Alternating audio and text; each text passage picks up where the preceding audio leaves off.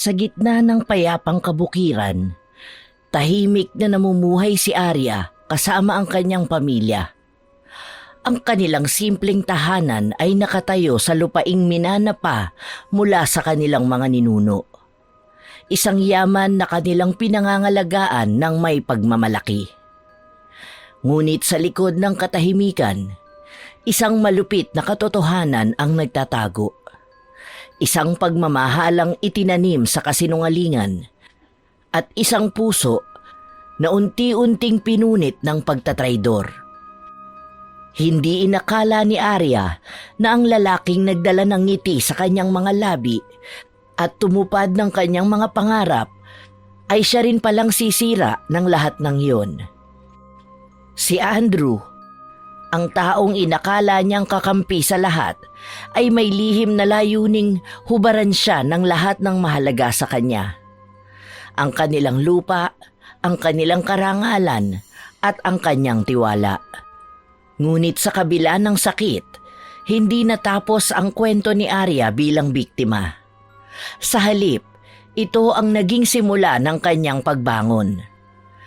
Sa gabay ng matalik niyang kaibigang si Sofia, sinimulan niyang tuklasin ang mundong hindi niya kailanman pinaniwalaan, ang sining ng pangkukulam.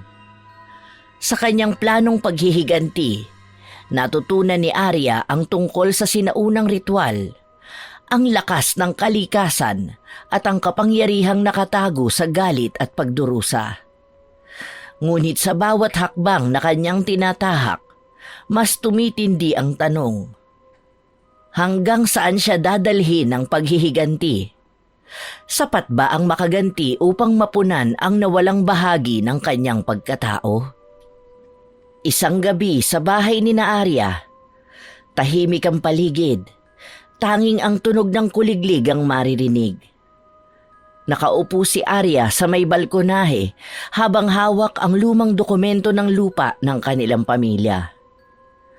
Nasa loob si Andrew, ang lalaking nagpanggap na nagmamahal sa kanya. Hindi pa batid ni Andrew na natuklasan na ni Arya ang kanyang lihim. Sa gitna ng dilim, unti-unting tumitindi ang kirot sa dibdib ni Arya habang binabasa ang liham na kanyang natagpuan. Ang liham na yon ang nagpamulat sa kanya sa kasinungalingang binalot sa matatamis na salita at yakap ni Andrew. Si Arya ay nasa balkonahe. Hawak ang liham habang nanginginig ang kanyang mga kamay. Binabasa niya ito ng paulit-ulit. Halos hindi makapaniwala sa binabasa. Hindi maaari. Paano mo nagawa sa akin to, Andrew? Narinig ni Andrew ang mahina niyang tinig mula sa loob. Lumabas ito na may dalang tasa ng kape. Mahal, gabi na. Bakit nandito ka pa? Hating gabi na, malamig sa labas. Hindi lumingon si Arya. Napapansin ni Andrew ang hawak niyang dokumento. Nagsimula itong mag-alala. Oh, ano yung hawak mo? Ano nga ba ito, Andrew? Ipaliwanag mo kaya sa akin? Hindi ko maintindihan eh. Wala ako maintindihan. Malaki ang tiwala ko sa iyo, Andrew. Pero ginago mo ko. Mahal, hindi ko alam kung anong ibig mong sabihin. Binalingan siya ni Arya. Puno ng luha ang mga mata, ngunit bakas ang galit. Huwag mo akong gawing tanga, Andrew! Isang titulo ng lupa. Itong sulat na ito. Lahat ng plano mo nakasulat dito. Ginamit mo lang ako para makuha ito. Para mabenta ang lupang minana ko pa sa mga magulang ko. Napansin ni Andrew na wala na siyang maitatago. Tumayo siya, bumuntong hininga at pilit na ngumiti. Arya, hindi mo ako naiintindihan. Ginagawa ko ito para sa atin. Para sa atin? Para sa atin talaga? Andrew, hindi ako tanga. Wala kang ibang iniisip kundi ang sarili mo. Ang akala ko totoo ka. Pero isa kang malaking kasinungalingan! Tumayo si Arya. Ibinato sa kanya ang dokumento. Arya, makinig ka muna. Wala na akong gustong pakinggan mula sa'yo. Lumayas ka na lang dito! Manloloko ka! Niloko mo lang pala ako! Pilit na lumalapit si Andrew, ngunit itinaas ni Arya ang kanyang kamay. Tanda ng matinding galit. Napaatras si Andrew. Mahal, kalma lang. Hindi ko intensyon na saktan ka. Hindi intensyon? Huwag mo akong tatawaging mahal! Hindi mo ako mahal! Isa kang ahas, Andrew! Lumayas ka! Sa galit ni Arya, tumakbo siya papasok ng bahay at iniwan si Andrew sa labas. Niyakap niya ang sarili habang humihikbi. Hindi makapaniwala si Arya sa mga nalaman niya. Buong akala pa naman niya, mahal na mahal talaga siya ni Andrew. Base na rin sa mga pagmamahal na ipinapakita nito sa kanya. Pero huwad lang pala ang lahat. Ginawa lang yon ni Andrew para pagnakawan siya. Kinabukasan, nasa kwarto si Arya. Nakaupo sa harap ng salamin, nangingitim ang mga mata sa kaiiyak. Isang mensahe ng kaibigang si Sofia ang kanyang binasa sa cellphone niya. Ikinuwento niya kasi sa kanyang kaibigan ang nangyari kagabi at nakatulugan na rin niya ang pag-iyak habang kausap ang kaibigan. Arya, sa kabila ng lahat na nangyari, tandaan mong malakas ka. Pero kung gusto mong gumante, alam kong may paraan. May nakilala akong mangkukulam sa kabilang bayan. Maaari kitang ipakilala sa kanya. Natahimik si Arya habang nakatitig sa sarili sa salamin. Sa unang pagkakataon, hindi awa sa sarili ang nakita niya, kundi galit.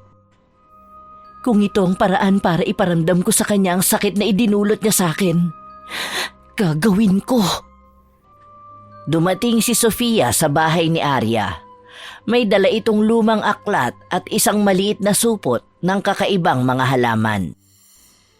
Sigurado ka ba sa gagawin mo? Ang daang ito ay hindi mo na pwedeng balikan kapag sinimulan mo na. Sigurado na ako. Hindi na ito tungkol sa pagmamahal o sa titulo ng lupa. Tungkol ito sa prinsipyo ko. Kailangang pagbayaran ni Andrew ang ginawa niya. Inilatag ni Sofia ang aklat sa mesa. Sinimulan niyang ipaliwanag ang bawat bahagi nito kay Arya. Sa unang bahagi ng pag-aaral natin, nais kong malaman mo na ang pangkukulam ay hindi basta-basta. Kailangan nito na may intensyon, tapang at tiwala ka sa sarili mo. Kung kulang ang puso mo dito, baka ikaw mismo ang mapahamak. Tumango si Arya, determinado. Kinuha niya ang aklat at sinimulan nitong basahin. Pero gusto kong maintindihan mo, Arya, na ang landas na pinapasok mo ay hindi basta-basta. Hindi ito laro at hindi rin ito madaling balikan kapag sinimulan mo na. Alam ko, Sofia, pero kailangan kong maintindihan. Kailangan kong malaman ang lahat. Paano ito nagsimula? Bakit ito ginagawa? At ano ang kayang idulot nito? Tumango si Sofia at naupo sa tapat ni Arya. Binuksan niya ang aklat at isang matandang pahina ang lumantad. Puno ng kakaibang mga simbolo at larawan ng mga sinaunang nilalang. Ang pangkukulam, Arya, ay mas matanda pa kaysa sa anumang relihiyon na kilala natin ngayon. Sinasabing nagsimula ito sa mga sinaunang panahon, noong ang mga tao ay unang natutong makipag-ugnayan sa kalikasan. Kalikasan? Oo. Ang mga unang mangkukulam ay mga tagapangalaga ng kalikasan, mga healer, tagapag-alaga ng mga hayop, at tagapamagitan sa pagitan ng tao at ng espiritu ng lupa. Ginagamit nila mga halaman, bato at enerhiya ng kalikasan upang gamitin ng may sakit, protektahan ang kanilang komunidad at itaboy ang anumang masama. Hinawakan ni Sofia ang isang maliit na supot na puno ng tuyong dahon at inamoy ito bago ilagay sa mesa. Ngunit hindi laging mabuti ang naging gamit ng pangkukulam. Sa takot at galit, natutunan din nilang gamitin ang kapangyarihan para saktan ng iba. Kalaunan, naging instrumento ito ng paghihiganti, inggit at kapangyarihan. Napatingin si Arya sa mga simbolo ng aklat. Tumigil siya sa isang pahina na may larawan ng isang babae na tila nakapikit, may hawak na itim na kandila. At paano nila nagagawa yun? Paano nila nakokontrol ang ibang tao? Ay, ang kulam ay isang kombinasyon ng intensyon, ritual at enerhiya. Una, kailangan mong mag-isip ng malinaw kung anong layunin mo. Ang intensyon naman ang pinakamalakas na bahagi ng kulam. Kung ang intensyon mo ay masama, magdadala ito ng negatibong resulta. Hinawakan ni Sofia ang itim na kandila sa altar at sinindihan ito. Sunod ay ang ritual. Ang ritual ay parang tulay na nag-uugnay sa intensyon mo at sa enerhiyang nais mong ilabas. Ginagamit dito ang mga bagay tulad ng kandila, dugo, larawan o anumang may kaugnayan sa target mo. Ano ang enerhiya? Ang enerhiya ay ang lakas na nanggagaling sa kalikasan, sa tao at sa mga elemento. Sa bawat salita na binibigkas mo sa ritual, hinihigop mo ang enerhiyang ito para idirekta sa layunin mo. Ngunit tandaan mo, Arya, na ang enerhiya ay hindi nawawala. Kung anong ilalabas mo, babalik rin to sa'yo. Madalas ay mas malakas pa. Napaisip si Arya sa sinabi ni Sofia. Tumayo siya at lumapit sa altar. Tinitigan ang kandila habang nag-aalab ang apoy nito. Kailan ito naging masama? Kailan nagsimula ang paggamit ng kulam bilang instrumento ng kasamaan? Noong nagkaroon ng kasakiman at takot sa puso ng mga tao. Sa bawat sibilisasyon, may mga kwento ng mga mangkukulam na ginamit ang kanilang kaalaman upang maghiganti, mang-api o makuha ang gusto nila. Isa sa mga pinakakilalang kwento ay nagmula sa Europa sa panahon ng mga witch trials. Dito, maraming tao ang napilitang gumamit ng kulam upang ipagtanggol ang kanilang sarili laban sa mga mag-uusig. Sa Asia naman, may mga ritual na ginagamit upang itaboy ang mga espiritu, ngunit minsan, sinasamantala ito upang magdala ng sumpa. At dito sa atin, kailan nagsimula ang pangkukulam dito? Matagal na, bago pa dumating ang mga mananakop. Ang ating mga ninuno ay may mga sariling paraan ng paggagamot at pakikipag-ugnayan sa kalikasan. Ngunit nang pumasok ang relihiyon, itinuring nilang masama ang mga ganitong gawain. Kaya ang mga may alam nito ay nagtatago hanggang sa unti-unting naging lihim na sining. Tumahimik si Arya. Kita sa kanyang mukha ang pagninilay at bahagyang takot. Ikaw, Sofia, kailan mo natutunan ang lahat ng ito? Bata pa lang ako. Itinuro na ito ng lola ko. Siya ang huling tagapagmana ng aming pamilya. Hindi ko sana ituturo to sa'yo, pero alam kong kailangan mo ito. Pero Arya, gusto kong malaman mo na may presyo ang lahat ng ito. Anong ibig mong sabihin? Ang kulam, mabuti man o masama ang layunin, ay laging may kapalit. Ang enerhiyang ginagamit mo ay uhugutin mula sa sarili mo. Kalaunan, mararamdaman mo ang pagod, ang kirot at ang lungkot. Kung hindi mo babantayan ang sarili mo, maaaring maubos ka. Tahimik si Arya. Nakatitig lamang siya sa kandila. Sa kanyang isipan, bumabalik-balik ang imahe ni Andrew at ang sakit ng kanyang ginawa. Kung yun ang kapalit, handa akong bayaran. Tumingin si Sofia kay Arya. Baka sa mukha niya ang pag-aalala. Ngunit alam niyang desidido na ang kanyang kaibigan. Kung ganon, ituturo ko sa iyo ang lahat. Pero tandaan mo, Arya, sa sandaling tumawid ka sa landas na ito, hindi ka na makakabalik. Tumango si Arya. Pinatigas ang kanyang kalooban. Sa likod ng kanyang mga mata, naroon ang apoy ng paghihiganti.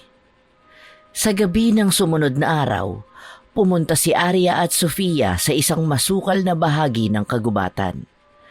Ang lugar ay tahimik at halos walang buwan. Binabalot ng misteryo ang paligid. Nasa gitna sila ng bilog na altar na may mga nakaukit na simbolo. Dito tayo magsisimula, Arya. Ang lugar na ito ang ginagamit ng mga ninuno ko para sa mga ritual. Pero palagi mong tandaan ng pangkukulam ay laging may kapalit. Paulit-ulit kong sinasabi yan dahil gusto kong maunawaan mo at pag-isipan mo ng mabuti. Kapalit? Anong ibig mo sabihin?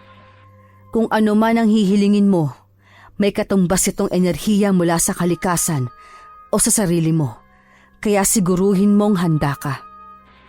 Ano-ano ang maaaring balik ng kulam? Ayon sa mga espiritual na paniniwala, ang anumang negatibong enerhiya na pinakawalan ay babalik sa nagpakawalan nito ng 3 beses o higit pa. Kung ang layunin ay magdulot ng sakit o kamalasan, maaaring ito rin ang maranasan na nagpakulam sa mas matinding anyo. Kahit matagumpay ang kulam, maaaring makaranas ang nagpakulam ng guilt o moral na pagdududa. Ang bigat ng kanilang ginawa ay maaaring magdulot ng depresyon, takot o paninira ng sariling kapayapaan. Ang madalas na pakikisalamuha sa negatibong enerhiya ay maaaring magdulot ng espiritual na pagkapagod o pagkawala ng balanse. Maaaring maramdaman ng nagpakulam ang parehong sakit o epekto na nais niyang ipataw sa kanyang biktima, lalo na kung nagkamali sa ritual o hindi tama ang intensyon. Sinasabing ang ilang kulam ay may kabayaran sa anyo ng enerhiya o kalusugan ng nagpakulam. Kung ginamit ang espiritu o nilalang sa ritual, maaaring magalit ang mga ito kung hindi naging wasto ang proseso o kung hindi na isakatuparan ng kanilang kabayaran. Sa mga mas komplikadong kulam, maaaring magdulot ito ng atensyon mula sa mas malalakas na espiritu o nilalang na posibleng magdala ng sumpa sa nagpakulam. Dahil din sa madilim na intensyon, maaaring masira ang mga relasyon sa pamilya, kaibigan o komunidad. Kapag nalaman ng iba ang ginawa, maaaring mawala ng respeto o tiwala ang nagpakulam. Maaaring makaranas ang nagpakulam ng pagdalaw mula sa masamang espiritu o anino, lalo na kung hindi na isara ng maayos ang ritual. Ang pagkakabit sa madilim na enerhiya ay maaaring magdulot ng pagkawala ng proteksyon mula sa positibong espiritual na puwersa. Kung ang target ay may malakas na proteksyon o may sariling espiritual na lakas, maaaring bumalik ang kulam sa nagpakulam. Tinatawag ito sa ibang paniniwala bilang balik kulam. Ang paggamit ng kulam ay madalas ikinukonsiderang delikado at mapanganib dahil sa mga balanse ng enerhiya sa mundo. Sa maraming paniniwala, mas mainam ang pagpapatawad at pagsasara ng sugat kaysa paghihiganti. Tahimik na tumango si Arya. Ang bigat-bigat pala. Makakaya niya kaya yun? Pero hindi ba't ito naman ang gusto niya? Ang makaganti kay Andrew? Masakit na malamang nagpapanggap lang pala ang lalaking mahal mo na mahal ka para sa titulo ng lupa niyo. Yun ang hindi niya matanggap. Bakit pa ba siya nagdadalawang isip? Hindi na. Kayang-kaya niya itong lahat at gagawin niya ang lahat para makapaghiganti siya at maiparanas niya kay Andrew ang sakit na ipinaranas din ito sa kanya. Hinawakan ni Arya ang aklat at sinimulan ang unang ritual ayon sa sinasabi ni Sofia. Una, kailangan buksan mo ang iyong sarili sa espiritu ng galit. Isipin mo lahat ng sakit na idinulot ni Andrew sa'yo. Damhin mo ito at hayaan mong ang emosyon mo ang magdala sa'yo. Pumikit si Arya at sinunod ang sinabi ni Sofia. Lumabas ang lahat ng kirot sa kanyang puso habang unti-unti siyang nakaramdam ng kakaibang init sa kanyang mga palad. Hindi ko matanggap na ginamit niya ako. Gusto ko siyang pagbayarin. Ngayon, hawakan mo ang halamang ito. Ang damong ito ay sumisipsip ng enerhiya mula sa galit. Ihanda mong sarili mo habang sinasabi ang orasyon. Inabot ni Sofia ang damo sa kanya. Inulit ni Arya ang mga salitang itinuturo ni Sofia habang ang kapaligiran ay tila nagiging mas malamig. Ang hangin ay unti-unting umiikot sa kanila at ang mga dahon sa paligid ay tila gumagalaw ng kusa. Tama yan, Arya. Isa kang likas sa tagapagmana ng sinaunang lakas. Tapos na ba? Hindi pa. Ito ang una sa maraming hakbang. Kailangan mong matutunan kung paano kontrolin ang lakas mo at gamitin ito laban kay Andrew.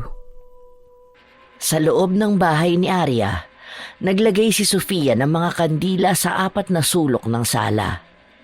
Sa gitna, may malaking mangkok na puno ng tubig. Nakaupo si Arya sa harap nito at nakapikit.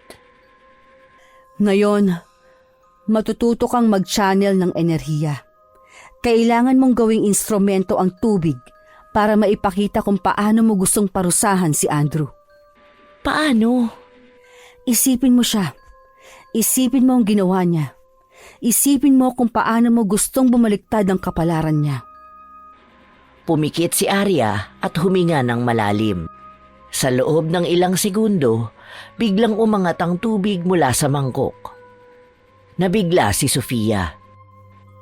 Arya, magaling ka. Kaya mo nang kontrolin ang lakas mo ng mabilis. Hindi ito sapat. Gusto kong mas matutunan pa. Kailangan kong tiyakin na hindi na niya magagamit ang sinuman. Ilang araw na ang lumipas.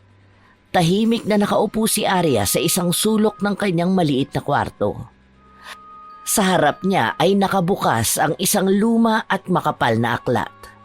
Isang aklat tungkol sa mga sinaunang ritual at sumpa. Sa tabi niya ay ang altar na puno ng kandila at mga halamang pinatuyo.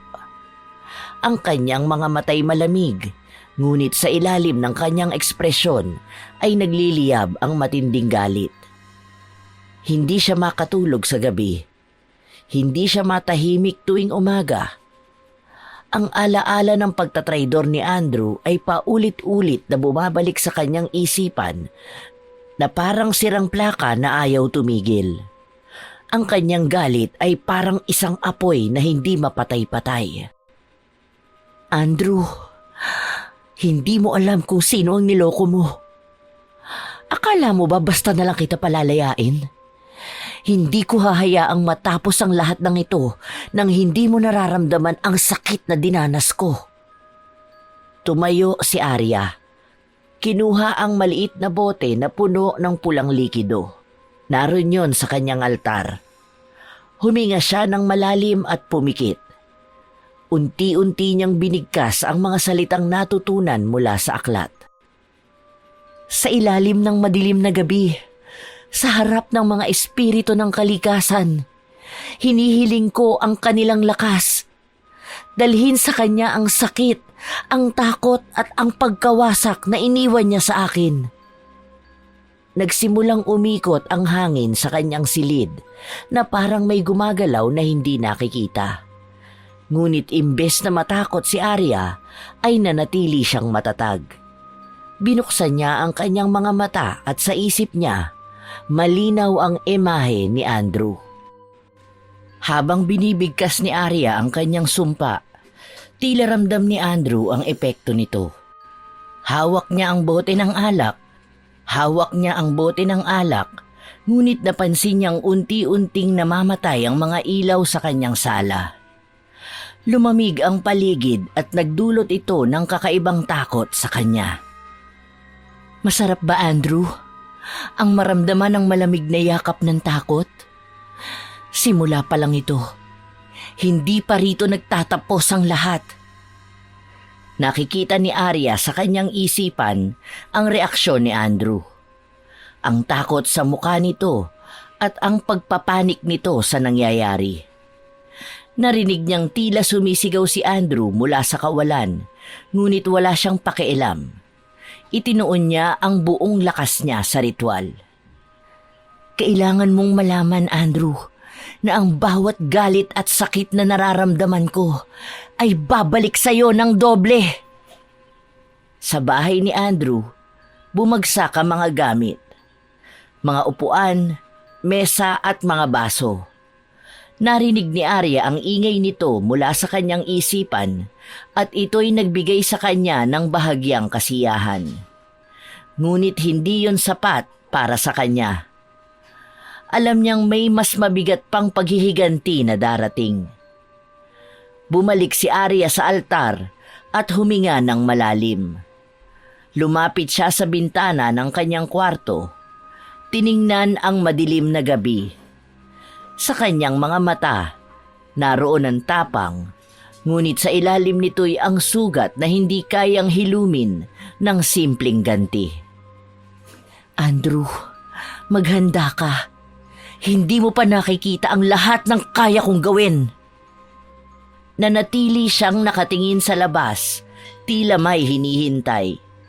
Sa isip niya, muling naglaro ang mga alaala, ang mga ngiti ni Andrew, ang mga halik nito, ang mga pangakong binaliwala. Ang bawat detalyeng yon ay nagpalalim ng sugat sa kanyang puso, at bawat sugat ay lalong nagpapatibay sa kanyang determinasyon. Kinabukasan, bumalik si Andrew sa bahay ni Arya. Napansin niyang tahimik ang paligid. Tila may mabigat na enerhiya. Kumatok siya ng paulit-ulit ngunit walang sumasagot. Sa wakas, bumukas ang pinto at lumitaw si Arya na malamig ang tingin sa kanya. Arya, kailangan natin mag-usap. Hindi sumagot si Arya. Tumalikod siya at naglakad papasok. Iniwang nakabukas ang pinto. Sumunod si Andrew. Kita sa mukha nito ang kaba. Alam kong galit ka pero hindi dapat ganito. Bigyan mo naman ako ng pagkakataong magpaliwanag oh. Humarap si Arya. Ang mukha'y walang bakas ng awa. Sa halip, puno ito ng galit na matagal na niyang kinikimkim. Magpapaliwanag ka? Ano pa bang dapat mong sabihin, Andrew? Na ginamit mo ko? Na hindi mo ko minahal kahit kailan? Na wala kang ibang iniisip kundi ang titulo ng lupa namin? Arya, hindi ganoon. Hindi ganon? Huwag mo na akong lokohin, Andrew. Nabasa ko na ang plano mo. Alam ko na ang lahat. Napahinto si Andrew. Hindi makatingin ng diretso kay Arya. Halatang naguguluhan ito kung paano isasalba ang sarili. Oo, sige. Tama ka. Ginamit kita. Pero sa simula lang. Arya, nagbago ang lahat nung nakilala kita ng lubos. Minahal kita. Totoo ang naramdaman ko sa'yo. Minahal? Paano ka nagmahal? Sa pamamagitan ng pagsisinungaling? Sa pamamagitan ng pagtatraidor? Unti-unting tumulo ang luha ni Arya. Ngunit bakas pa rin ang matinding galit sa kanyang mga mata. Lumapit siya kay Andrew. Halos isang dangkal na lang ang pagitan ng kanilang mga mukha. Hindi ko kailangan ng paliwanag mo. Hindi ko kailangang marinig ang kasinungalingan mo. Ang kailangan ko lang ay makitang bumaliktad ang buhay mo. Natigilan si Andrew. Sa unang pagkakataon, naramdaman niya ang lamig sa boses ni Arya na tila hindi na ang dating babaeng minahal niya. Arya, hindi mo kailangan gawin to. Ano mang iniisip mong gawin, alam kong hindi ikaw yan. Huminga ng malalim si Arya. Tinapunan si Andrew ng matalim na tingin. Alam mo ba, Andrew? Noon hindi ko rin akalain kaya kong maging ganito. Pero salamat sa'yo, natutunan ko kung paano maging malakas. Iniwan ni Arya si Andrew sa sala. Naglakad siya patungo sa kanyang kwarto at saka isinara ang pinto ng malakas. Naiwan si Andrew na nakatulala, tila pinagsisisihan ang lahat. Gabi na. Nasa loob ng isang lumang kubo sa kagubatan si Arya at Sofia. Sa gitna ng silid, may altar na puno ng mga kandila at kakaibang kagamitan. Nakaabang si Sofia habang inaayos ni Arya ang mga halamang gagamitin sa ritual. Arya, sigurado ka bang handa ka na? Ang ritual na ito ay hihigit sa anumang ginawa mo noon. Kapag nagkamali ka, baka ikaw ang magbayad sa mas malaking kapalit. Alam ko ang ginagawa ko, Sofia. Kung ito ang kailangan para maramdaman ni Andrew ang sakit na dinanas ko, handa akong gawin ang lahat. Tahimik na tumango si Sofia. Kinuha niya ang isang maliit na mangkok na may pulang likido at iniabot kay Arya. Ang dugo ng hayop na ito ay magsisilbing tulay ng enerhiya mo, papunta sa kanya. Isipin mo si Andrew. Isipin mo ang gusto mong mangyari sa kanya. Huminga ng malalim si Arya at sinimula ng ritual. Umusal siya ng mga salitang hindi maunawaan, ngunit ramdam sa bawat bigkas ang bigat ng kanyang damdamin. Sa harap ng kalikasan at ng mga espiritu, hinihiling ko ang hustisya. Dalhin sa kanya ang sakit na dinulot niya sa akin. Biglang lumakas ang hangin sa loob ng kubo. Umikot ang mga kandila at tila nagsimulang gumalaw ang mga anino sa paligid. Si Sofia, bagamat sanay sa ganitong gawain, ay tila nagulat sa lakas ng enerhiya ni Arya. Arya, huminahon ka! Napakalakas ng emosyon mo! Baka hindi mo ito makontrol! Hindi! Kailangan niyang pagbayaran ng lahat! Biglang sumabog ang isang kandila at nagdilim ang buong kubo. Naiwan si Arya na humihingal, hawak ang altar habang tumutulo ang luha sa kanyang mga mata. Arya, Tapos na ba? oo, pero mula ngayon, kailangan mong harapin ang mga posibleng balik ng ginawa mo. Muling lumipas ang ilang araw at si Andrew ay unti-unti nang nararamdaman ang bigat ng sumpa. Nagsimula siyang mawala ng gana sa pagkain at ang kanyang katawan ay tila nang hihina. Sa bawat sandali, parang naririnig niya ang boses ni Arya. Paulit-ulit na umaalingaw-ngaw sa kanyang isipan. Hindi totoo to. Kaya ko itong lampasan. Hindi totoo ito! Tumayo siya at sinubukang pumunta sa banyo. Ngunit pagtingin niya sa salamin, nakita niya ang isang imahe ni Arya na nakangiti ng malademonyo. Hindi ka makakatakas, Andrew. Ang sakit na nararamdaman ko. Ngayon ay ikaw naman ang magdurusa. Napaatras si Andrew. Napasandal siya sa pader. Tumulo ang malamig niyang pawis habang ang kanyang mga mata ay nanlalaki sa takot. Bumagsak siya sa sahig, nanginginig. Arya, tumigil ka na! Hindi ko na kaya! Samantala, si Arya ay nasa kubo ni Sofia. Matapos ang ritual, ramdam niya ang kakaibang enerhiya na bumalot sa kanya. Para bang naging bahagi na siya ng madilim na kapangyarihan na ginamit niya. Sofia, pakiramdam ko may nagbago sa akin.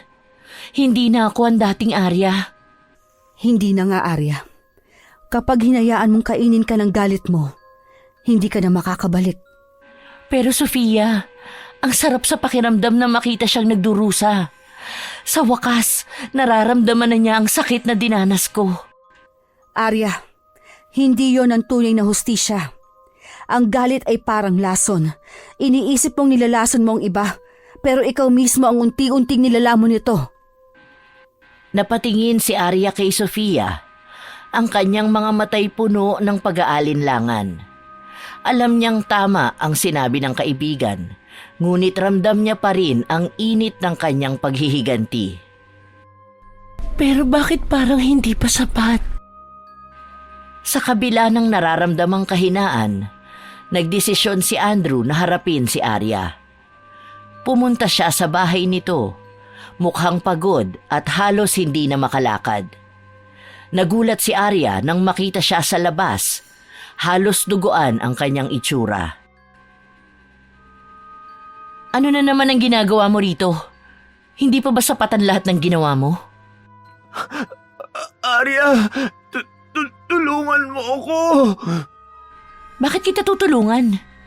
Para saan? Para maulit mo ulit ang panloloko mo sa iba? Hindi ko na kaya.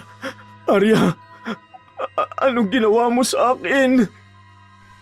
Ngumiti si Arya, puno ng kasiyahan sa kanyang tagumpay. Ngunit sa kaloob-looban niya, nararamdaman niya ang kaunting kirot sa kanyang puso. Yan ang hustisya, Andrew. Ang nararamdaman mo ngayon. Yan ang sakit na dinulot mo sa akin. Arya, patawarin mo na ako. Hindi ko alam kung paano mo pa ako mapapatawad pero totoo ang pagmamahal ko sa iyo.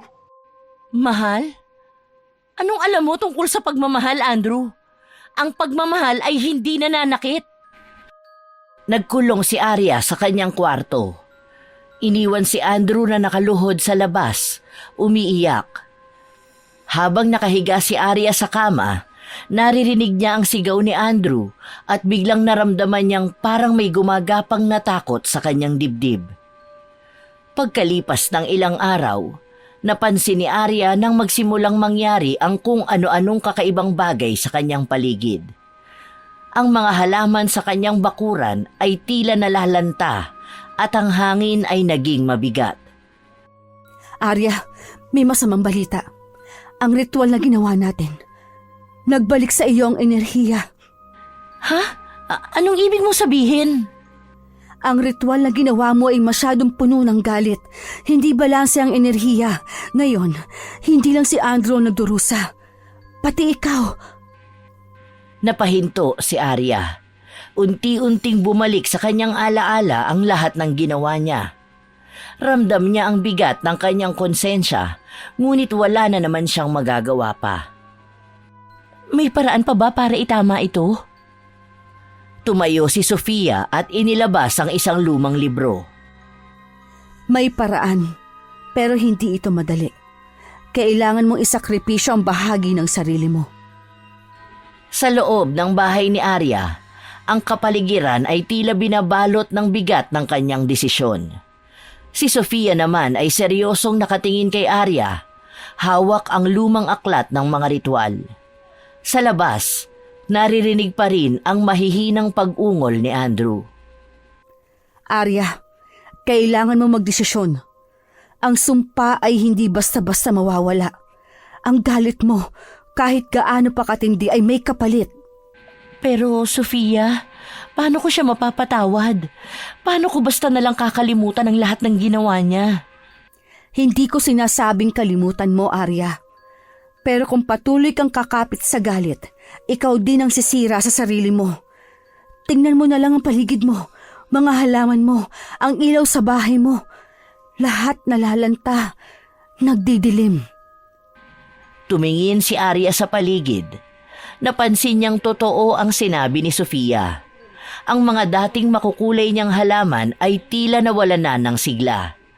Ang maliwanag na sikat ng araw na pumapasok sa bintana ay parang may anino ng kadiliman. Ano ang kailangan kong gawin? May ritual na pwedeng gawin, pero hindi ito madali. Kailangan mong buksan ang puso mo at handang tanggapin ang lahat ng sakit. Buksan ang puso ko? Para saan? Para ulit-ulitin niyang saktan ako? Para ikaw ang makalaya, Arya. Hindi mo ito ginagawa para sa kanya. Ginagawa mo ito para sa sarili mo. Samantala, si Andrew naman ay nakaupo sa gilid ng bangketa malapit sa bahay ni Arya. Ang kanyang mga mata ay tila walang sigla at ang kanyang balat ay parang lumamlam sa loob lamang ng ilang araw. Kung ito ang kailangan kong pagdaanan para mabawi ang tiwala ni Arya, tatanggapin ko. Maya-maya pa ay dumaan si Tio Lando, isa sa mga kapitbahay ni Arya. Napansin niya ang kondisyon ni Andrew. Anak, ano nangyari sa'yo? Mukhang wala ka ng lakas ah. Ayos ka lang ba? May problema ba? Pwede ka magsabi sa akin. Wala po, tiyo. Ginagawa ko lang ang dapat kong gawin. Alam mo ba kung anong sinasabi ng mga tao dito? Na may nangyayaring kakaiba kay Arya. Pansin na pansin namin yun. Ayoko lang makialam dahil buhay naman niya yan eh. Ngunit hindi ko lang talaga maiwasang mag-alala para sa kanya. Alam mo naman na napalapit na kayo sa aking dalawa, hindi ba? Anong ibig mong sabihin? Sinasabi nilang may nilapitan daw siyang mangkukulam. Baka may kinalaman ka dito, Andrew. Napabuntong hininga si Andrew. Alam niyang ang lahat ng ito ay dahil sa kanya. Gusto niya nga saan nang sabihin at bigyan ng babala si Arya. Ngunit sa galit dito sa kanya ngayon ay hindi niya alam kung makikinig pa sa kanya ang dalaga. Ako po ang dahilan, tiyo. Kaya ako rin po ang gagawa ng paraan para matapos na ito. Bumalik si Arya kay Sofia kinabukasan. Napuno ng kaba ang dibdib niya habang binabasa ang libro sa mesa. Nakasulat dito ang detalyadong proseso ng ritual. Isang prosesong mas mahirap kaysa sa inaakala niya. Sigurado ka ba, Arya? Kapag ginawa mo ito, hindi ka na maaaring umatras pa. Baka magsisi ka lang sa huli. Kailangan kong gawin ito, Sofia. Hindi lang para sa kanya, kundi para sa akin. Kailangan mong bumalik sa lugar kung saan nagsimula ang lahat. Doon mo hahanapin ang sagot. Naglakbay si Arya papunta sa lumang bahay ng kanilang pamilya, kung saan unang ginanap ang kasunduan para sa titulo ng lupa. Habang naglalakad siya, nararamdaman niya ang bigat ng alaala. Ang kanyang mga luha ay kusang tumulo habang iniisip ang lahat ng nangyari. Bakit kailangang umabot pa sa ganito? Pagdating niya sa lumang bahay, nakita niya ang altar ng kanilang pamilya. Lumuhod siya at saka sinimulang magdasal habang hawak ang libro ng ritual.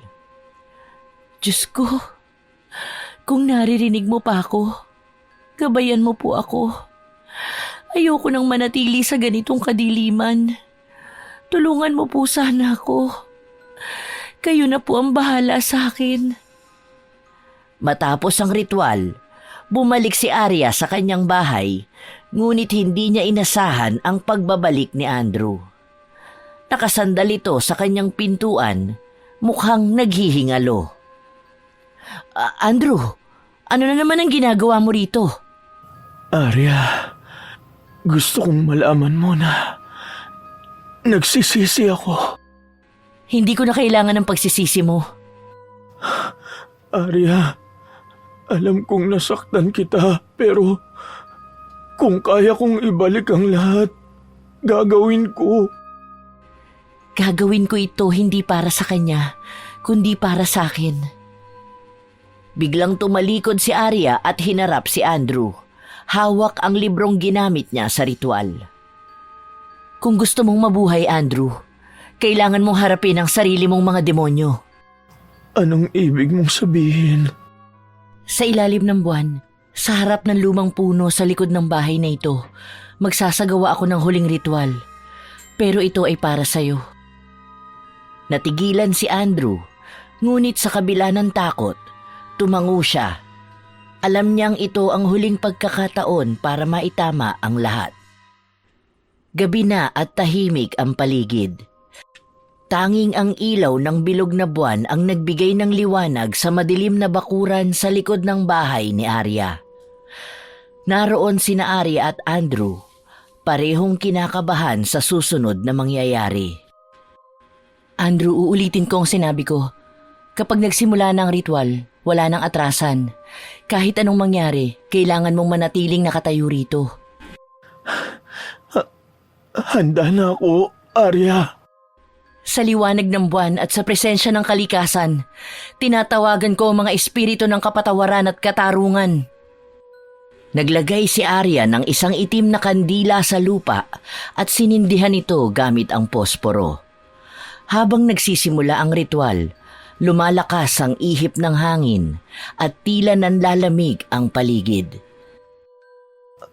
Arya, bakit parang... Huwag kang magsalita! Huwag mo sirain ang proseso! Nagpatuloy si Arya sa pagbigkas ng mga salitang hindi maintindihan ni Andrew. Ang hangin ay tila bumigat at naramdaman ni Andrew ang presensya ng hindi maipaliwanag na enerhiya. Habang nasa kalagitnaan ng ritual, nagkaroon ng malabong imahe sa harap nila. Isang batang babae ang lumitaw, tila isang multo ng nakaraan. Bakit mo ginawa ito, Andrew?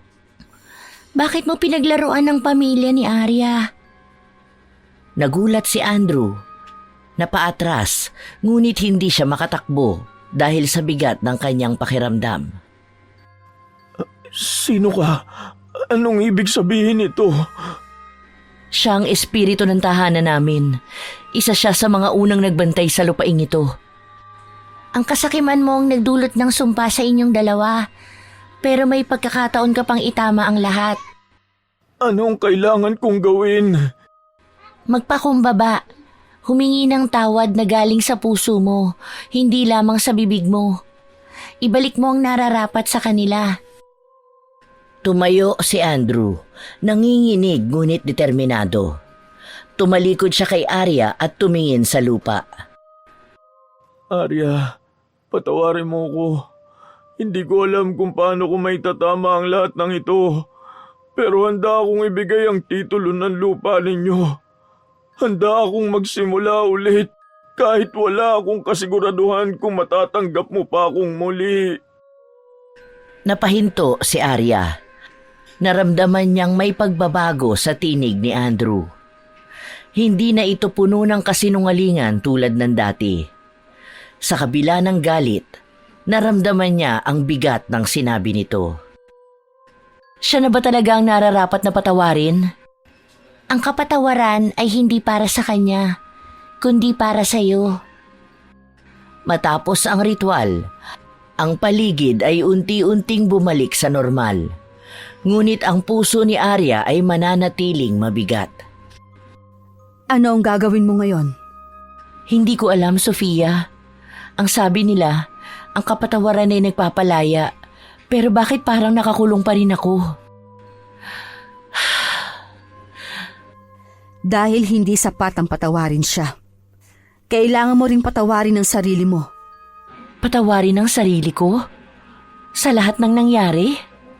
Oo, hindi mo ito kasalanan, Arya. At kung patuloy kang mabubuhay sa galit, ikaw lang ang talo. Sa mga salitang yon, tumayo si Arya at naglakad patungo kay Andrew. Nakaupo ito sa lupa, mukhang nawala na ng lakas. Tumingin ito sa kanya, ngunit hindi umimik. Andrew, wala akong pangakong makakalimutan ko ang lahat ng ginawa mo. Pero sisikapin kong patawarin kita. Hindi para sa iyo, kundi para sa akin. Tumango si Andrew at sa unang pagkakataon sa loob ng ilang araw na lumipas, naramdaman ni Arya ang katahimikan sa kanyang puso. Lumipas ang 2 linggo mula nang maganap ang ritual. Sa kabila ng desisyon ni Arya na patawarin si Andrew, nararamdaman niyang may kakaiba sa kanyang katawan at isip. Madalas siyang nakakaramdam ng matinding pagod at sa gabi, pinabangungot siya ng mga nakakatakot na imahe. Mukha kang pagod na pagod, Arya. Hindi ka na naman ba nakatulog? Hindi ko alam, Sofia. Parang may bumabalik sa akin. Madalas ako managinip ng mga kakaibang bagay. Parang tinatawag ako ng kung ano. Tinatawag? Ha? Sino? Hindi ko alam. Pero parang may mga boses na bumubulong sa akin. Ang sabi nila, hindi ko raw matatakasan ang ginawa ko. Arya, baka naman epekto to ng ritual. Baka may hindi ka nasunod. Sinunod ko ang lahat, Sofia. Pero bakit parang ako ang nasusumpa ngayon? Ito na ba yung sinasabi mo na dapat ako mag-ingat? Kasi kung ito na yun, baka nga binabalikan na ako ng karma. Huwag ka naman magsalita ng ganyan. Oo nga't hindi maganda ang ginawa mo.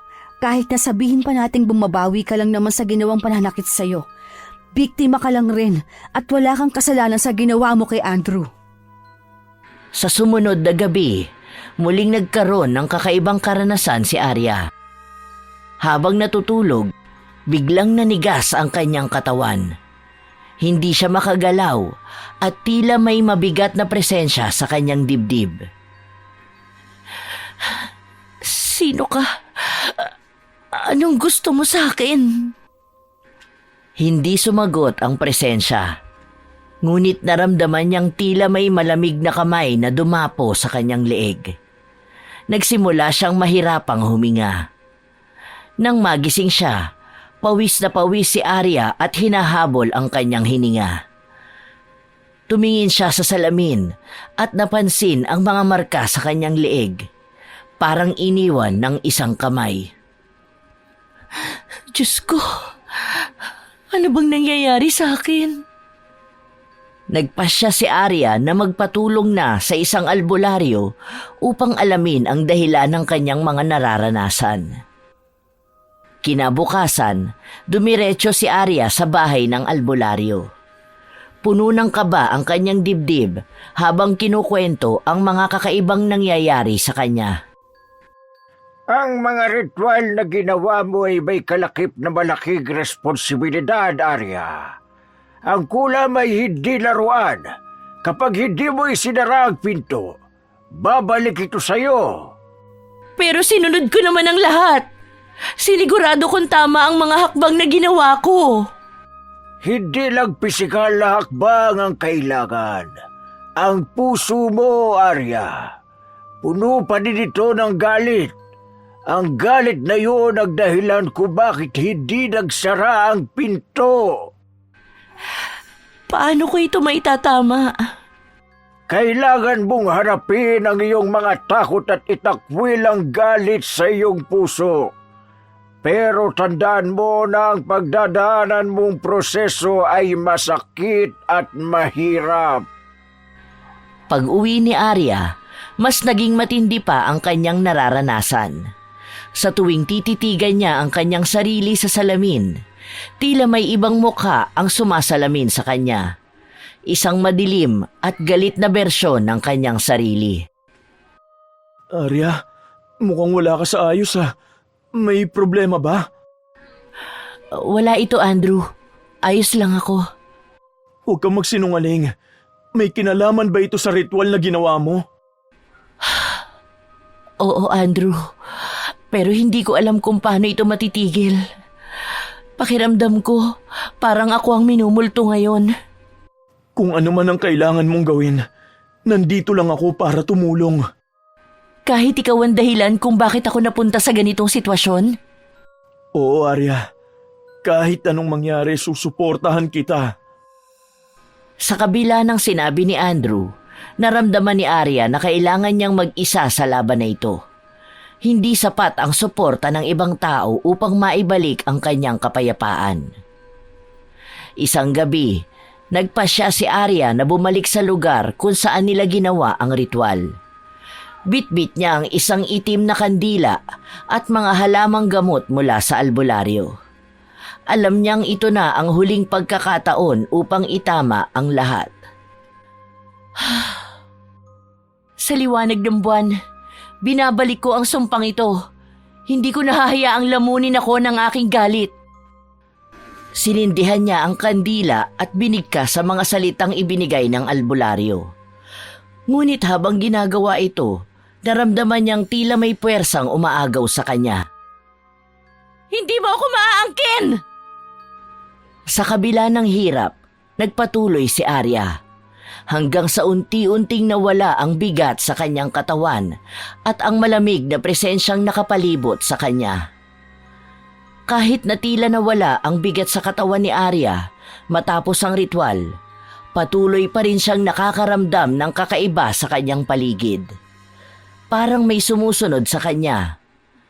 Sa tuwing nag-iisa siya, may naririnig siyang mahihinang bulong at iabag ng mga paa.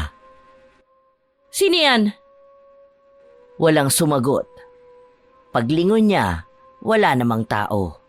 Ngunit biglang bumukas ang gripo ng mag-isa at nahulog ang isang tasa mula sa mesa. Hindi mo ako kayang takutin. Tumayo siya ng tuwid.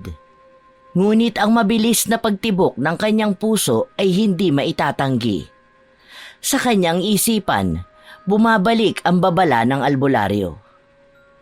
Ang galit mo ang nagiging daan para makapasok ang madilim na enerhiya. Kinabukasan, nagbalik si Arya sa albularyo. Halos hindi na siya makakain at makatulog dahil sa mga nangyayari. Hindi ito tungkol sa ritual, Arya. Ang nasa paligid mo ngayon ay bunga ng hindi mo pa rin pagtatapos sa galit mo.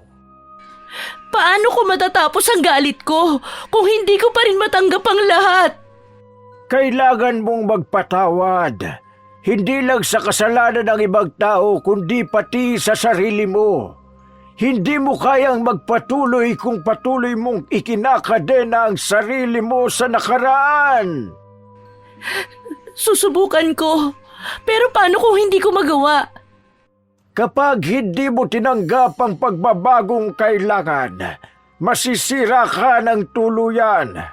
At sa puntong iyon, wala na akong magagawa para sa'yo. Pag-uwi ni Arya, nakita niya si Andrew na nakaupo sa balkonahe. May dalang mga bulaklak at kahon ng tsokolate. Malinaw sa mukha nito ang pagsisisi. Arya, kailangan natin mag-usap. Wala na tayong dapat pag-usapan pa, Andrew. Hindi mo ba kayang bigyan ng pagkakataon ng sarili mo na bumangon mula dito? Paano mo nasabing may karapatan ka magsalita ng ganito? Matapos mo ako sirain. Alam kong hindi ko na mababawi ang ginawa ko. Pero kaya kong magsimulang muli kung papayagan mo lang ako. Hindi mo kailangan magsimula muli, Andrew. Ako ang kailangan magsimula ulit. Nang wala ka. Umalis si Arya at iniwang nakatayo si Andrew. Hawak ang bulaklak na dahan-dahang nalalanta. Sa kabila ng pagsisikap ni Arya na magpatawad, mas tumitindi ang kanyang mga nararanasan. Sa kalagitnaan ng gabi, bigla siyang nagigising na tila may mabigat na kamay sa kanyang balikat. Madalas niyang nakikita sa panaginip ang sarili niyang nasa gitna ng kadiliman, hinahabol ng isang anino. Arya, bakit hindi ka muna magbakasyon? Baka kailangan mo lang ng ibang kapaligiran, yung bago, yung nakaka-relax ba? Hindi ito tungkol sa lugar, Sofia. Parang nasa loob ko na mismo ang problema. Napatingin siya sa salamin habang kausap si Sofia. Sa salamin, bigla niyang nakita ang isang madilim na anyo sa likuran niya. Napabitaw siya sa telepono at napasigaw. Dahil sa paulit-ulit na panggagambala kay Arya, nagpasya siya na muling balikan ang lugar kung saan ginawa ang ritual. Dala niya ang huling mga gamit na iniwan ng albularyo at ang lahat ng lakas ng loob na kaya niyang buuin. Ito na ang huli. Hindi kita hahayaang magtagumpay. Sinindihan niya ang kandila at binigkas ang panalangin ng pagpapalaya. Ngunit habang ginagawa niya ito, naramdaman niya ang biglang pagbigat ng hangin. Parang hinahabol siya ng madilim na puwersa. Kaya ko ito! Kaya kong palayain ang sarili ko! Sa wakas, isang malakas na sigaw ang lumabas mula sa bibig ni Arya at biglang lumiwanag ang buong paligid. Nang tumahimik ang lahat, naramdaman niyang parang nabunutan siya ng tinik. Tapos na. Sana. Ngunit habang pauwi siya, may naramdaman na naman siyang kakaiba. Parang may anino pa rin na sumusunod sa kanya. Napabuntong hininga si Arya. Sa pagkakataong yon, alam niyang hindi pa tapos ang laban. Sa paglipas ng mga araw, akala ni Arya ay tuluyan na siyang nakalaya sa sumpa. Ngunit isang gabi, habang siya ay nagbabasa sa sala, biglang bumagsak ang bintana ng walang dahilan. Gumulo ang mga gamit sa kanyang maliit na mesa. Ramdam niya ang presensya ng isang kakaibang nilalang. "Sino ka? Bakit hindi mo ako tinatantanan?" Walang sumasagot, ngunit narinig niya ang mahihinang halakhak na parang nanggagaling sa bawat sulok ng bahay. Lumamig ang paligid at naramdaman niyang parang hinahaplos ang kanyang buhok. "Huwag kang magtago sa dilim! Harapin mo ako!" Sa isang iglap, biglang may anyo ng babae na lumitaw sa likuran niya. May maitim na mata at dugo ang ngiti. Napasigaw si Arya at napaatras. "Hindi mo naiintindihan, Arya. Hindi basta-basta nawawala ang sumpa. Kailangan mo harapin ang tunay na dahilan kung bakit ka hinahabol nito." "Sino ka? At anong kailangan mo sa akin?" "Ako ang naging daan para makuha mo ang lakas na hiniling mo. Ngunit hindi libre ang kapangyarihan, Arya. Hindi kailanman ito naging libre." Biglang naglaho ang babae at iniwan si Arya na nanginginig sa takot. Alam na niyang hindi pa natatapos ang lahat. Nagkamali siya at sobrang pinagsisisihan na niya ito ngayon. Pero sa pagkakataong ito, wala na nga lang nakikinig sa kanya. Kinabukasan, kaagad na tinawagan ni Arya si Sofia upang humingi ng tulong. Nang magkita sila, halata sa mukha ni Arya ang stress at pagod. Arya, kailangan mo na huminto. Mukhang lumalalim na ang problema. Hindi mo na ito makakayanan mag-isa. Hindi ko alam kung paano. Sinasabi nilang kailangan kong magpatawad. Pero paano ko gagawin yon kung araw-araw akong hinahabol ng ganito? May kilala akong pare. Baka pwedeng makatulong siya. Hindi ko alam kung magiging effective. Pero ang mahalaga naman, nasubukan natin ang lahat ng paraan, hindi ba? Gagawin ko kahit ano, Sofia. Ayoko ng ganito. Pumunta si Arya at Sofia sa simbahan upang kausapin si Father Mateo. Isang pari na kilala sa pagsasagawa ng exorcism. Sa unang tingin pa lang, napansin na ni Father Mateo ang bigat ng dinadala ni Arya. Anak, ramdam ko ang galit at takot sa puso mo. Hindi mo ito madadala mag-isa. Dapat mo nang bitiwan ang galit na nararamdaman mo para umusad ka at magpatuloy sa buhay. Hindi ko alam kung paano ko sisimulan, Father. Sinubukan ko naman ang lahat. Ang tunay na pagsisimula ay nasa pagtanggap. Tanggapin mo na hindi mo na makokontrol ang lahat at kailangan mong magsimula na sa iyong pananampalataya. Ano ang dapat naming gawin, Father? Una, magdasal tayo. Pagkatapos, kailangan nating linisin ang lugar ni Arya. Ngunit higit sa lahat, Arya, kailangan mong bitiwan ang galit na bumabalot sa puso mo. Nagpunta sina Father Mateo, Sofia at Arya sa bahay ni Arya upang magsagawa ng ritual ng paglilinis. Sinindihan nila ang mga kandila sa bawat sulok ng bahay at nagdasal ng sama-sama. Sa ngalan ng Ama, ng Anak at ng Espiritu Santo, nililinis namin ang tahanang ito sa lahat ng masasamang espiritu at negatibong enerhiya. Habang nagaganap ang ritual, biglang may malakas na hangin na dumaan sa loob ng bahay. Ang mga kandila ay halos mamatay at narinig nilang muli ang malalim na halakhak. Hindi mo ako maitataboy ng ganito lang, Arya. Isa kang mahinang nilalang. Hindi ako mahina! Hindi mo na ako madadala! Biglang lumiwanag ang paligid at naramdaman ni Arya ang biglang paggaan ng kanyang dibdib. Ngunit alam niyang hindi pa rin ito ang katapusan. Matapos ang ritual, nagpasya si Arya na harapin na si Andrew muli.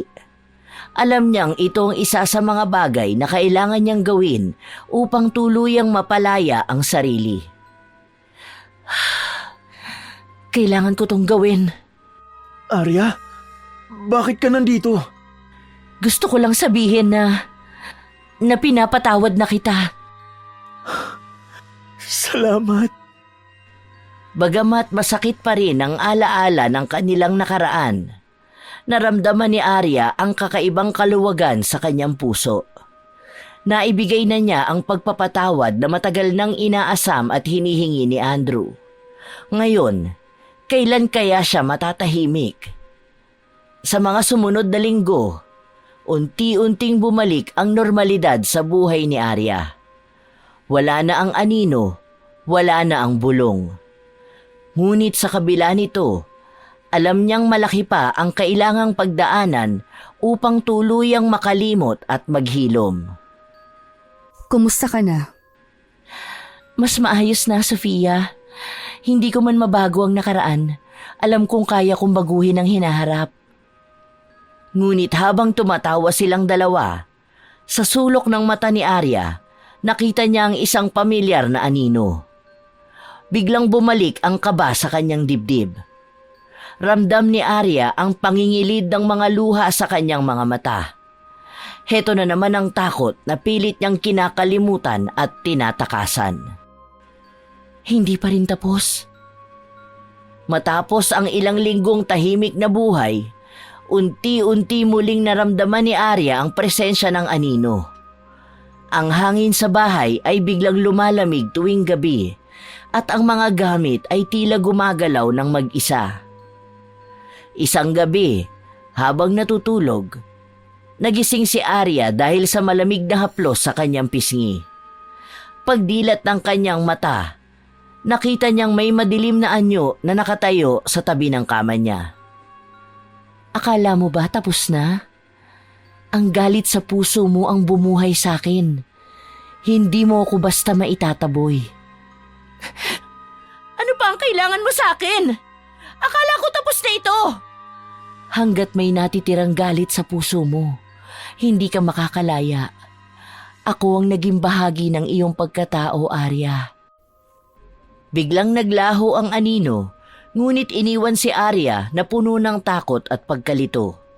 Kinabukasan, nagdesisyon si Arya na muling magsaliksik tungkol sa pagbalik ng kulam sa nagpakulam at kung paano tuluyang mawawala ang mga ito.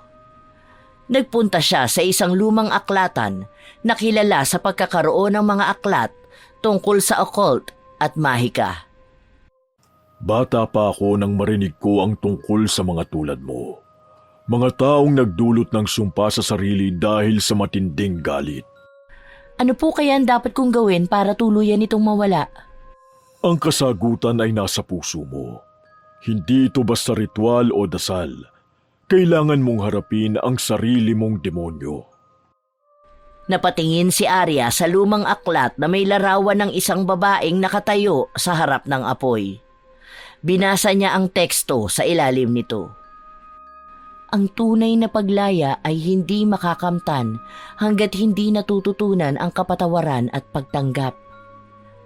Muling bumalik si Arya sa kanyang bahay na puno ng kaba, ngunit determinadong hanapin ang paraan upang maharap ang kanyang kinatatakutan. Sa gabing yun, nagkaroon si Arya ng kakaibang panaginip. Nakita niya ang kanyang sarili na nakatayo sa gitna ng isang madilim na kagubatan. Sa harap niya, may malaking salamin na tila naglalaman ng kanyang anino. Ako ang tunay mong kaaway, Arya. Hindi si Andrew. Hindi ang sumpa. Ako. Ano ang ibig mong sabihin? Ang galit na nararamdaman mo ay hindi para kay Andrew, kundi para sa sarili mo. Ang kasalanan mo ay hindi ang pangkukulam, kundi ang pagkawala ng tiwala sa sarili. Biglang nagising si Arya, pawis na pawis at hingal na hingal.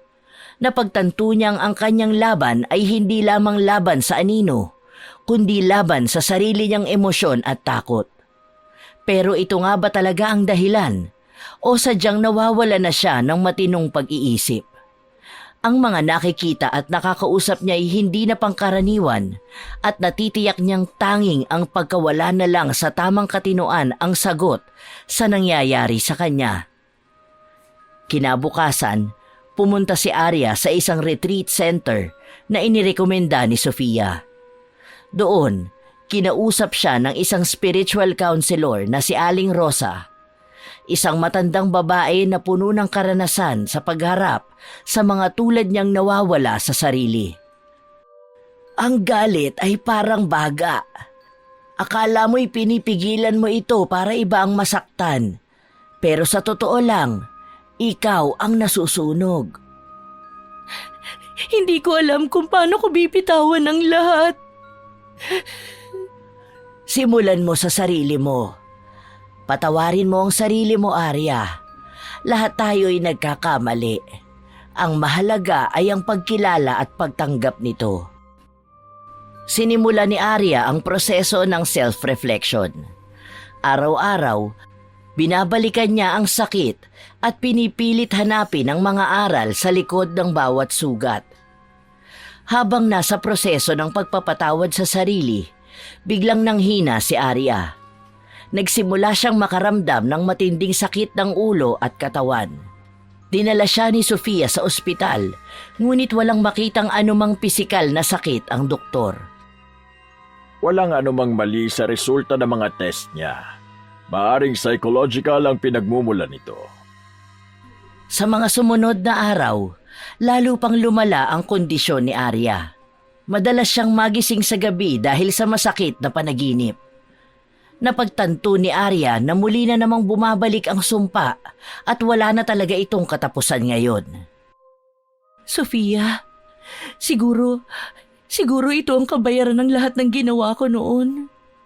Hindi, Arya. Kaya mo itong lampasan. Magtiwala ka lang.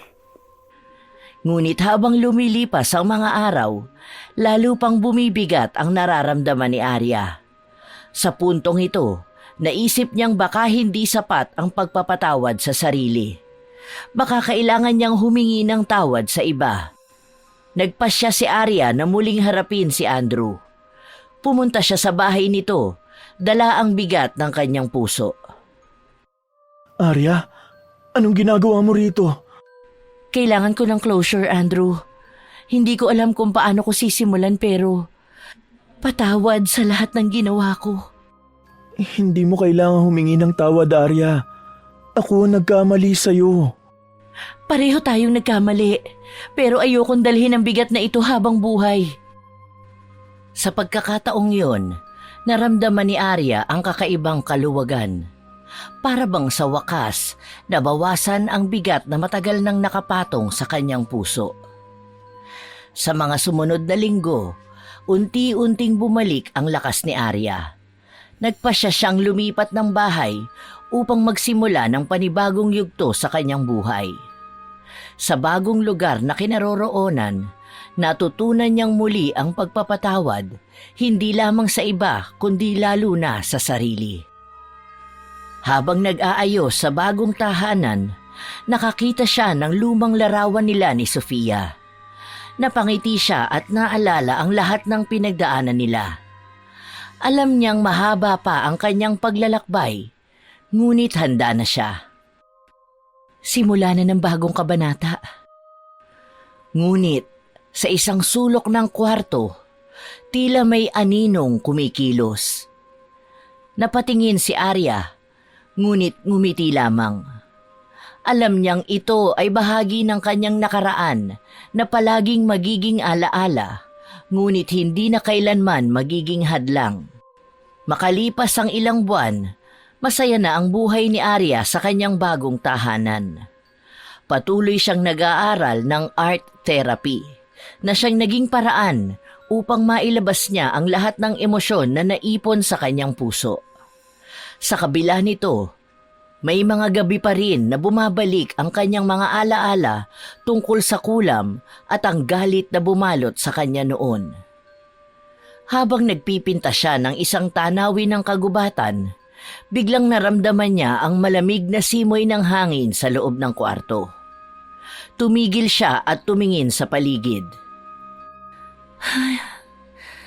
Nandyan ka na naman.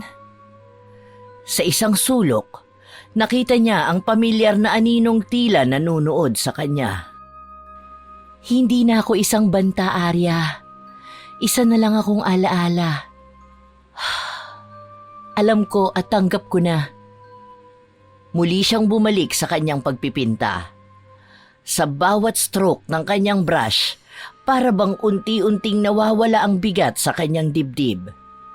Ang anino ay naglaho kasabay ng isang malamig na ihip ng hangin. Isang araw, dumalaw si Sofia kay Arya. Dala ang mga paborito nilang pagkain. Naupo sila sa veranda ng bahay ni Arya habang nagkukwentuhan tungkol sa mga nagdaang buwan. Ang laki ng ipinagbago mo, Arya. Hindi na ikaw ang babaeng puno ng galit at hinanakit. Maraming salamat sa iyo, Sofia. Kung hindi dahil sa iyo, hindi ko mararating ito. Alam mo, hindi kita iniwan dahil alam kong darating ang araw na makikita mo rin ang sarili mo sa tamang liwanag. Napuno ng tawanan ng veranda habang pinag-uusapan nila ang mga plano nila sa hinaharap. Sa mga mata ni Sofia, nakita niya ang isang Arya na muling natutong magmahal, hindi lang sa iba kundi pati sa sarili. Isang araw, nagpasya si Arya na mag-organisa ng isang simpleng salo-salo para sa mga taong tumulong sa kanyang pagbangon.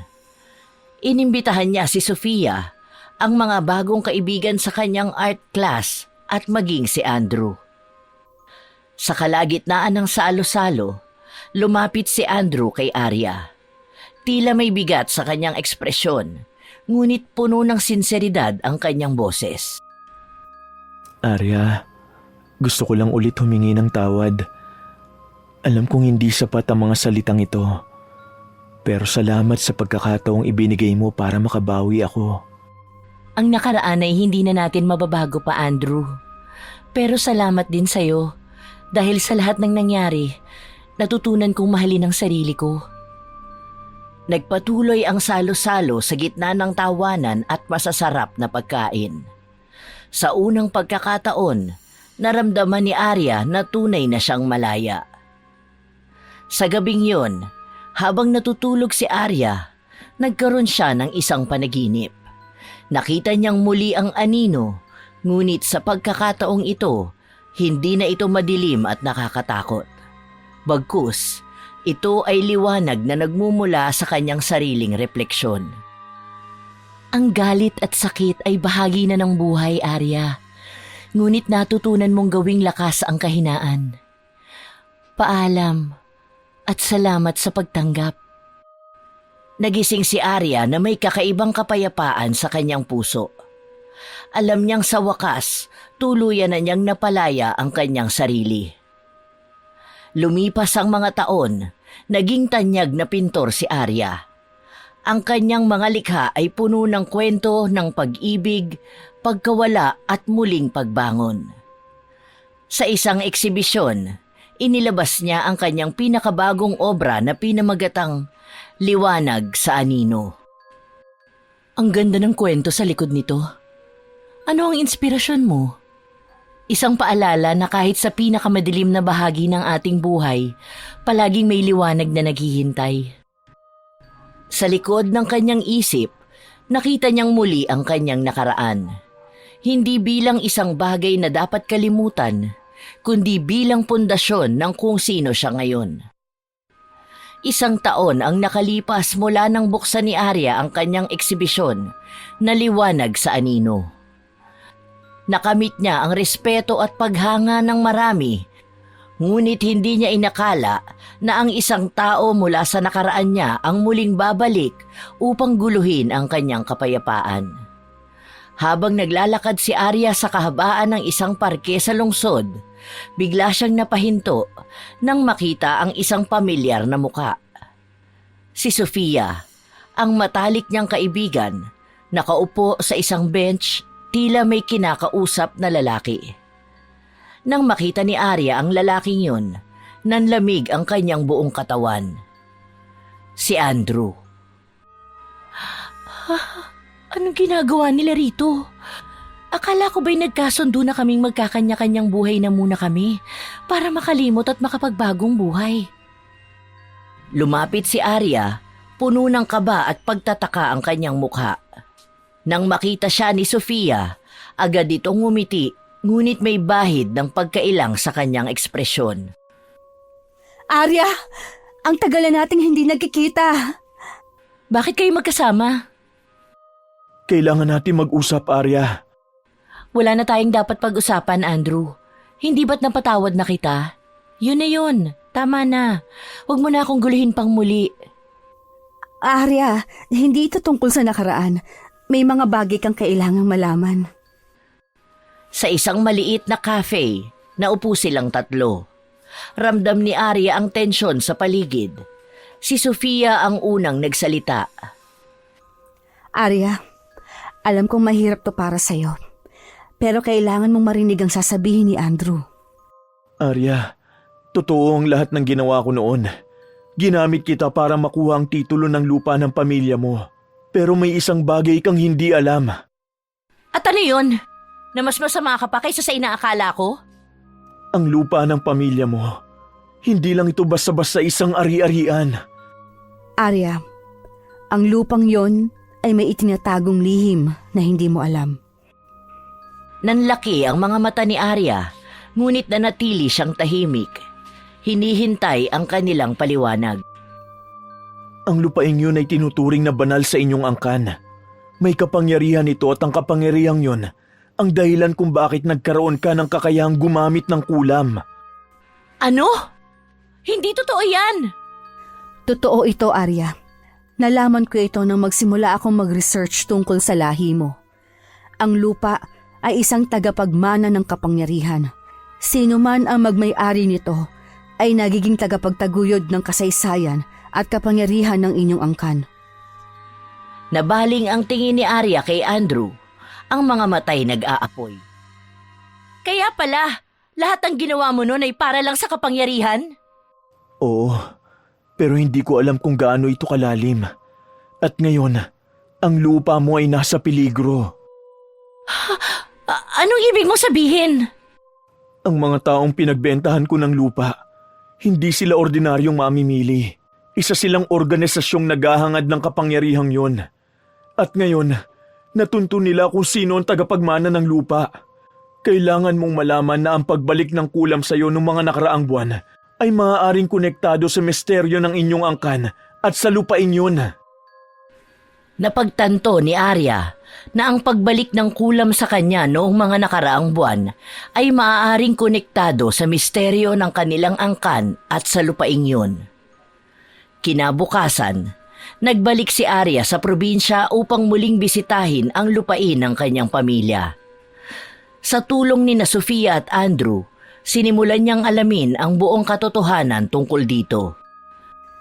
Hindi ko akalaing ganito kalaki ang papel ng lupaing ito sa kasaysayan ng inyong angkan. Hindi ko rin alam. Ang akala ko, isa lang itong simpleng ari-arian na minana ng pamilya ko. Pero hindi ito simpleng lupa, Arya. Isa itong pamana ng kasaysayan at kapangyarihan. At nasa iyo ngayon ang tungkuling protektahan ito. Biglang umihip ang malakas na hangin. Narinig nila ang mga kaluskos mula sa paligid. Tila may mga matang nagmamasid sa kanila. Nararamdaman mo rin ba yun? Oo, parang hindi tayo nag-iisa. Biglang lumabas ang ilang lalaki mula sa dilim. May mga hawak na armas. Sila ang grupo na bumili ng lupa kay Andrew. Ang kanilang intensyon, bawiin ang lahat ng kapangyarihang nasa dugo ni Arya.